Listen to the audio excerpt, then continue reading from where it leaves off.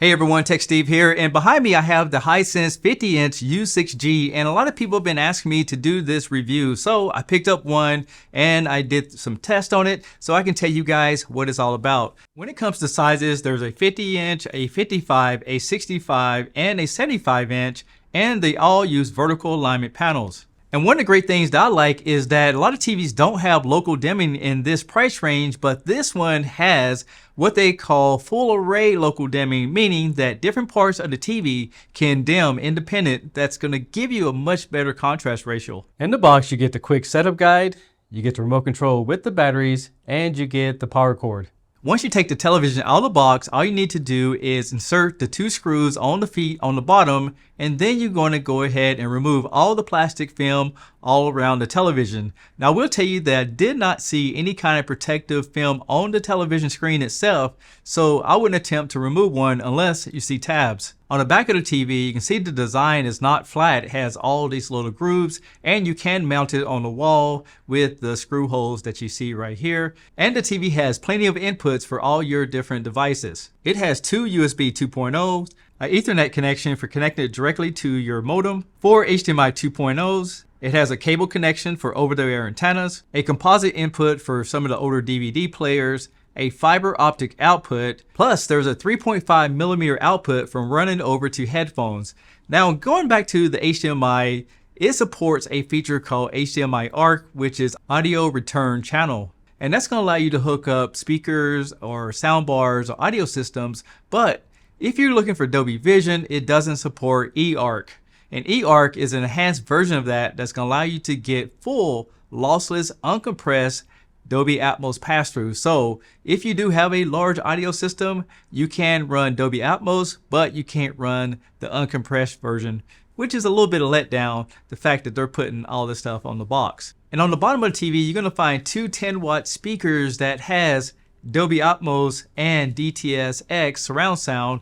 Additional to that, if you look in the center here, right below the logo, there's a press button to get through some of the different controls, like turning it off and changing inputs. Getting back to the design, from the side view, you can see this TV is very thin on top. However, whenever you get down to the base of it, it does have a lot thicker base on it, which will provide pretty good base overall. And when it comes to the bezels, it looks very premium and is clean to the look. Addition to that, the feet on the bottom makes the TV look even more expensive than what it really is. Additional to Dolby Vision, there's other picture profiles that you need to be aware of. First of all, it will support HLG, HDR10, and it's going to support the HDR10 Plus, which is a Samsung enhanced version of HDR. Now we're going to take a closer look at the remote control. On the top of it, you have your input button as well as your power, and there's a microphone right here for doing your voice commands. Right below that, there's a keypad that you can use for over-the-air antennas, and there's a navigation that you can go up and down and side to side. Right below that, there's your Google button to use it for voice commands.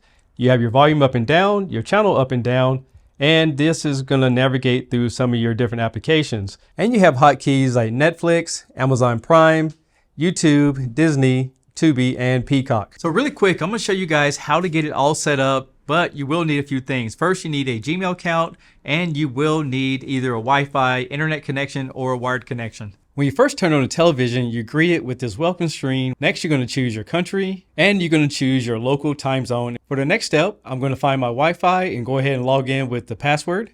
So after you put in your Gmail account, you want to go ahead and read through all your terms and services and then accept the agreement. And the next thing you can do is set up your voice command, and you can go down here to the bottom and you can give it a custom name just in case you want to. Now you can install additional applications on the television, or you can do it later. And the last step, the TV is going to walk you through some of the features that the TV can actually do. And once you get all that filled in, we now move over to what they call the Hisense terms and conditions. After about 20 minutes of setting everything up and configuring everything, you're probably frustrated, but it's time to do a quick little demo so you can see what kind of colors it has to offer.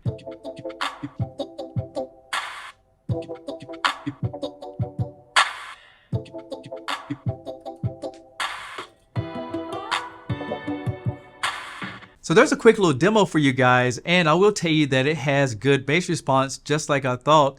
Plus, you can go to the EQ to raise up the treble. So if you're the type of person who will not buy a soundbar and you only like TV speakers, I think you'll be pleasantly surprised with this TV.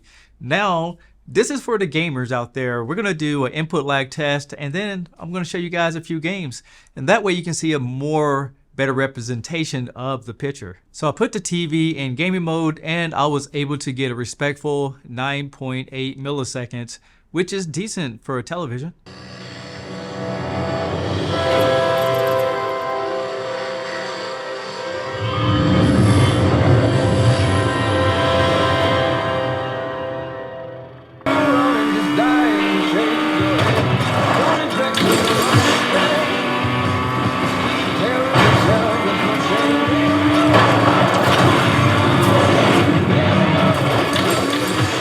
So overall, the gaming experience is smooth. I mean, you're gonna get 60 hertz, but the thing is, I wonder if you can get more out of the television. So let me walk you guys through some of the settings that I tried out to see what the maximum capabilities of this TV really is for gaming. Now, right now, I have everything set at the default that you would get taken out of the box.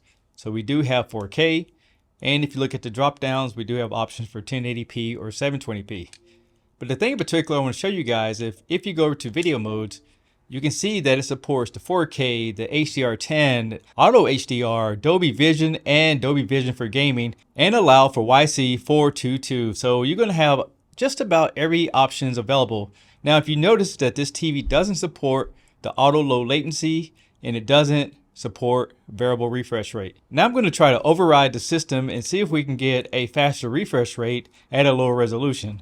So under this setting, we're going to go into HDMI. We're going to go into manual settings as we have here. Then we're going to go back. We're going to change this up to 1440. So you can see that it does support 1440 at 60 hertz. But what happens when we try to go to 120 hertz? It automatically drops down to 1080p. So in essence, we're going to get 4K at 60 hertz or 1080p at 120 hertz. So if you're a gamer, you can see the options that you have available in this television. Again, you can do 1080p at 120 hertz, or you can do 60 hertz with 4K resolution. But that'd be up to you how you want to set your own console up. Next, let's talk about the contrast ratio. I will tell you, when it comes to contrast, it looks better in the darker areas. However, when it's a lot of light, I noticed that it's not as dark as I like to see it. And when it comes to uniformity around the edges, you're going to get a little bit of black around the edges whenever you're using the white screen. And I also thought that the motion was very smooth as well. Seeing that this TV is a 60 hertz panel, it does have a motion control that can go up to 240 hertz. As you can see how smooth it's playing these lines right here. So for the last part of this video, I'm going to walk you guys through the operating system. But the great thing is I now put timers on it because it's a lot of information. So if you actually want to see all these different menus, just follow the timer. If not, skip over to the end. If you purchase this TV, but you're not getting the voice commands or some of the features not working on the remote, press and hold down this menu button for about 10 seconds and watch what happens. You'll see a pop-up that the Bluetooth is connecting, and now you can start using your voice commands. And I will tell you, without doing that, the voice commands and some of the functionality will not work.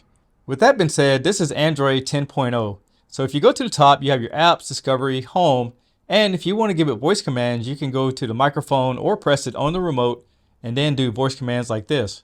What's the weather like in San Diego? Currently in San Diego, it's 59 degrees and partly cloudy. And the great thing is, once you connect it to your Google account, you can then control the volume and certain features right there. The next thing I'll show you guys, not only that you can do all the applications, but you can change your inputs, you can connect to Wi-Fi. But if you go to the side, you have your settings. Now you can change the name of your device, as you can see right there. But if you go down to pictures, this is where you can change your backlights. As you can see, it does have local dimming and you can control that. And you can also set up an automatic light sensor so it changes the brightness automatically.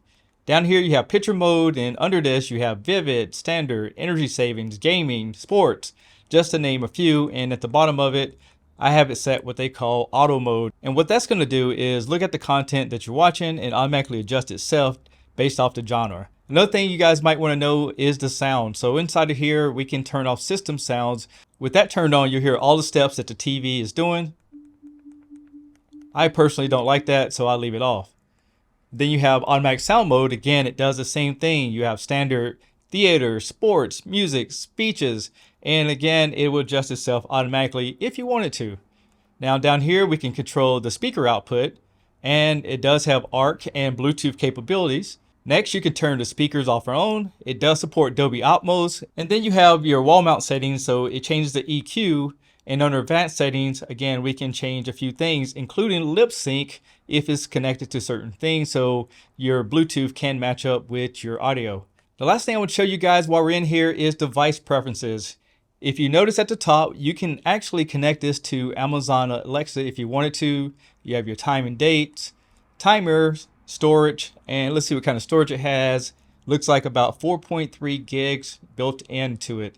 You can customize your home screen, and it does have Chromecast, and this is going to allow you to send over your different devices to cast features like HBO, YouTube, or anything that supports Chromecast.